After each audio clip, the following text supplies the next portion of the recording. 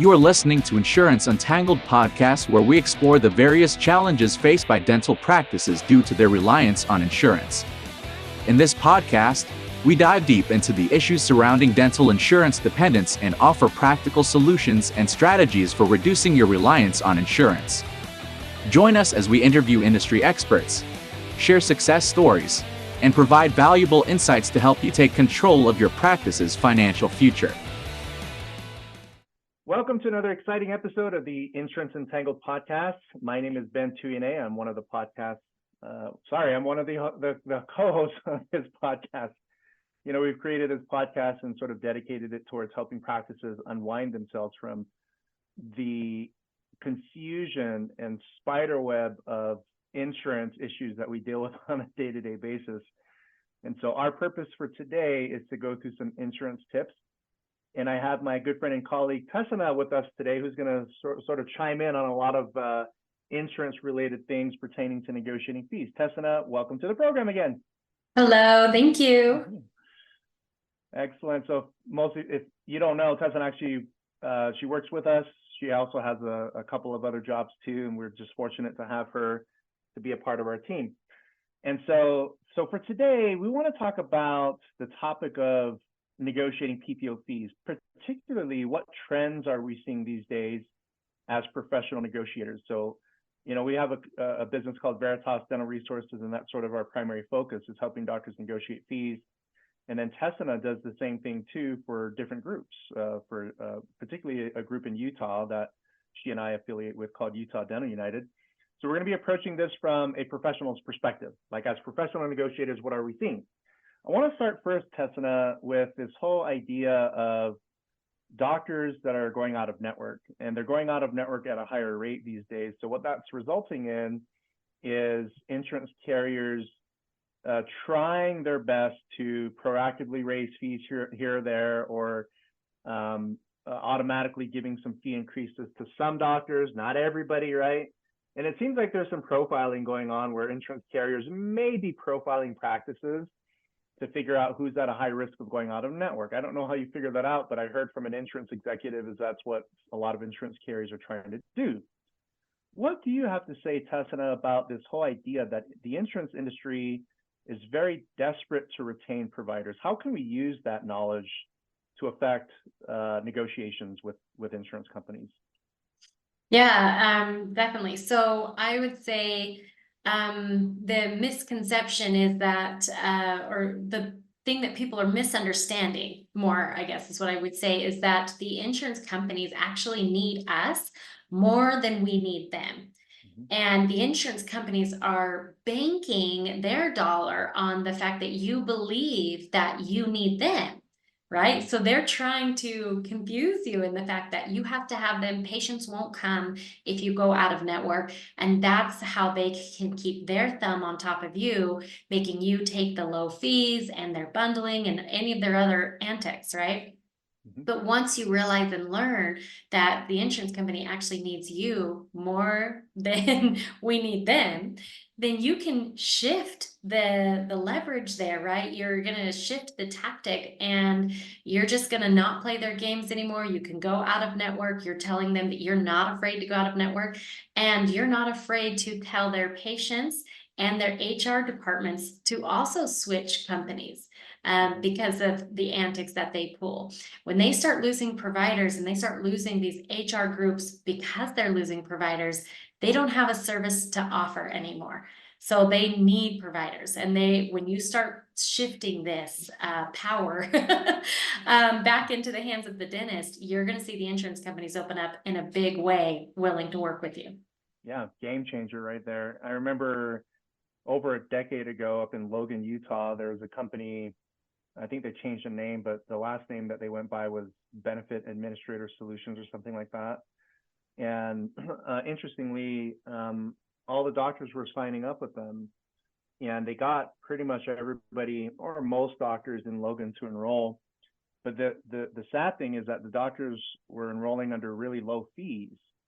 And what that did is, because most of the doctors were in network with this company, they stopped returning calls from doctors. They stopped returning calls from team members that were trying to get verification information or even appealing denied claims. And so the sad thing that you see in the trend of insurances is that they would be happy to get you enrolled, but they don't represent you. That's not where the fiduciary responsibility is. Their fiduciary are the patients, right? The HR departments and so forth. And so in this era where a lot of doctors are going out of network, exactly what Tessina said, they need you more than you need them. Keep that in mind when it comes to negotiating. So that kind of leads into the second thing, Tessina, with regards to the rate of doctors terminating these days. In the past, meaning 15, 20 plus years ago, you could threaten to terminate a contract even with Delta, and Delta would come back to try to negotiate fees. Over the last 15 to 20 years, that strategy hasn't been very effective until late, right? So can you speak to that? Does threatening to terminate, does that help, or is that something that you should consider while negotiating with insurance? Yes, definitely. It can help. But like you said, we used to threaten it and not actually do it.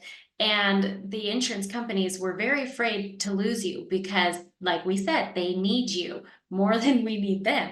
And so if you threaten to terminate, they would say, okay, let's negotiate. What do I have to do to keep you guys? And then what they started realizing is that the world became more and more insurance driven and more insurance minded, and that the offices were afraid to lose patients if they dropped. So that even if they threatened, they had learned that this was just a bluff, right? That they could just say, I'm going to drop if you don't give me higher fees. And the insurance would started testing it out and saying, no, we're not going to give you higher fees. And then how many people actually dropped that had threatened that they were going to? Not enough. Because what happened then is the insurance learned that these guys are just bluffing and they don't have to give you fees anymore. So now they've stopped negotiating. They don't care if they threaten you this for years. And now we're shifting this power control again because offices are saying, I don't care if you don't negotiate. I don't care anymore. I can't take this low fee. So now they are actually going out of network. Sometimes even if the insurance is willing to negotiate, they negotiate, they give you a $2 raise and the doctor says, it's not enough. We're done. We're out. And now the insurance companies are starting to lose their grip, lose their power and their leverage as these doctors are standing up for themselves. And I've been watching this happen. It's a beautiful thing. Yeah. But these doctors are standing up for themselves and standing up for the quality of care that they want to provide for their patients. And the insurance company is losing their leverage, which is starting to turn that wave around of now they want to open those doors again to discuss this. And I talked to somebody the other day about these waves. I've been in the business a long time, Ben, so have you. We've seen these waves where they'll give you a great fee, they'll treat you really good, they want to get all these providers in network, so everybody joins the network, right? And then once they have a really heavy load of doctors, they start dropping the fees, they start denying claims, they don't take care of you anymore. And then all of these doctors get frustrated and they go out of network again. And then the insurance company says, oh no, we have to fix this. And then here we go, back and forth. What I've been seeing more recently is instead of this wave motion, that even though the insurance companies are starting to change and come back and say, okay, we'll give you higher fees. Okay, we'll pay the claims better. The doctors, instead of going back in network to play this wave game again, are actually saying, we're just going to stay out of network. It actually works really well for us. We're going to stay out of network. I'm glad to see you're paying claims better, but we're not going to join back up. Mm-hmm. Yeah, that's awesome. When you take away that power from the insurance, even if it's one doctor, one office, it means a great deal to the insurance company, right? Like we all fail to recognize, like voting is a great example. We've had very, very close elections over the last decade. I think since the history of time as we know it, sometimes a single vote could sway an election. Out of like 10,000 voters, one person could determine the outcome of an election, right? So the same thing is true when it comes to, you going out of network. Every practice that goes out of network puts a giant dent in the insurance industry's armor.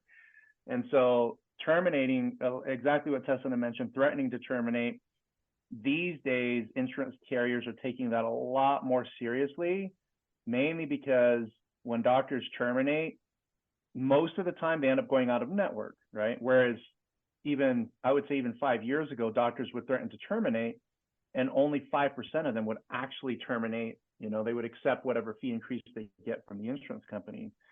So on that part there, yeah, give that a try. See if the threat of termination would help. What I'm finding though is that it's not just the threat of termination that'll get you where you want to be from a negotiating perspective. You actually have to go through the process.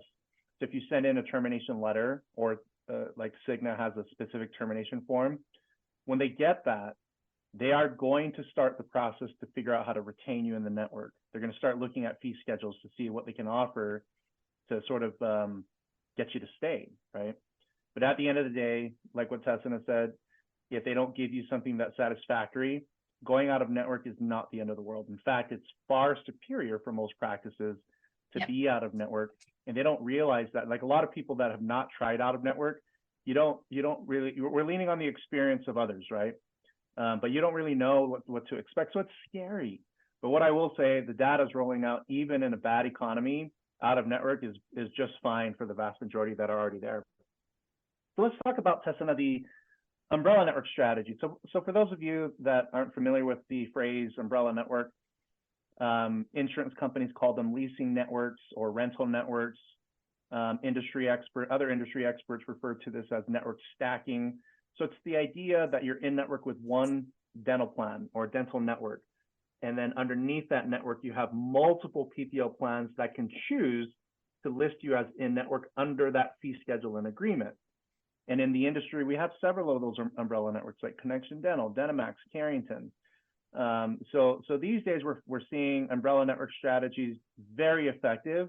I look at it as a stepping stone towards going out of network, because when you do those umbrella network strategies, you're going to have to go out of network with some plans before you renew them under the better fee schedule agreement, right?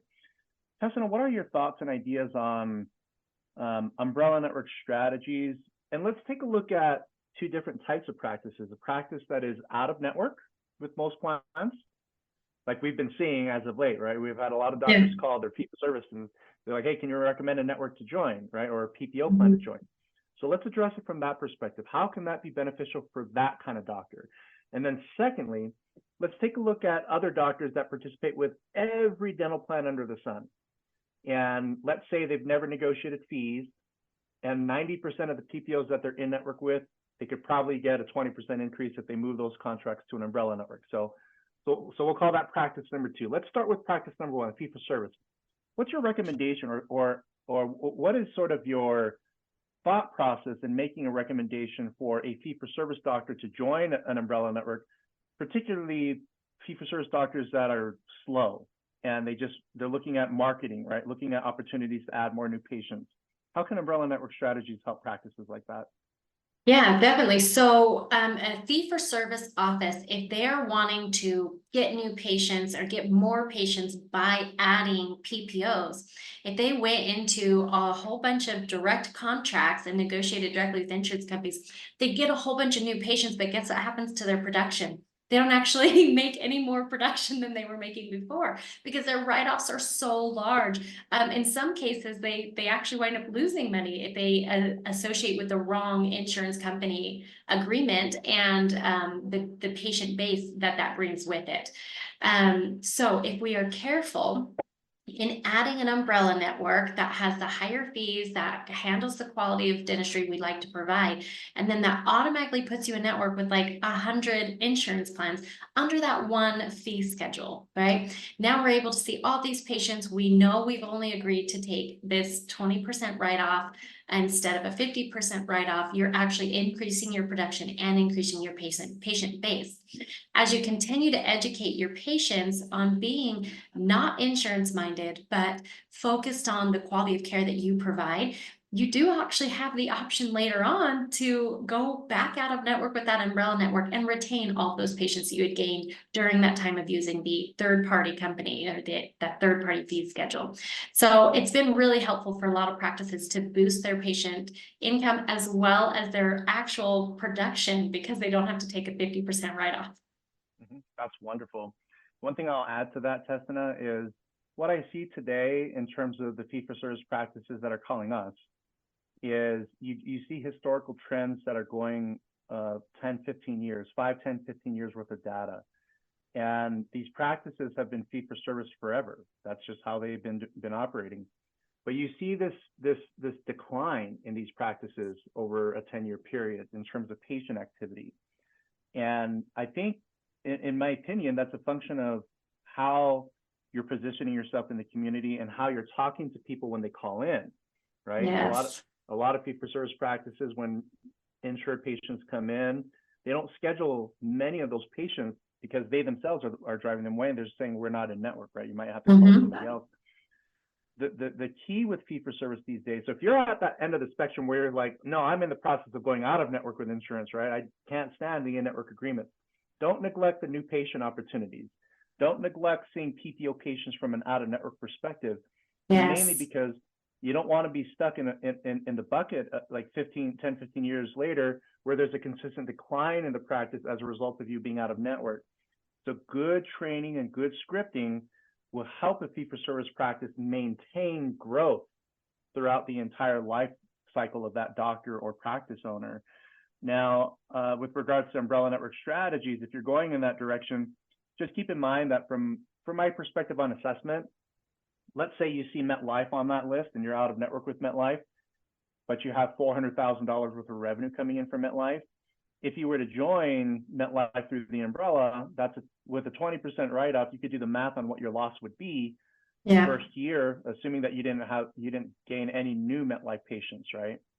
And so if that write-off, like what's 20% of, sorry folks, my brain isn't working today. Normally I could do math on the fly, but simple math today, I need more sleep to be able to do that. So 400,000, 20% of that is $80,000, right? To me, for an average practice, considering that annual patient value for some practices is, we'll just use $500. So that's 160 new patients that you have to bring in to offset that. So how many years is going to take you to get those new patients, right?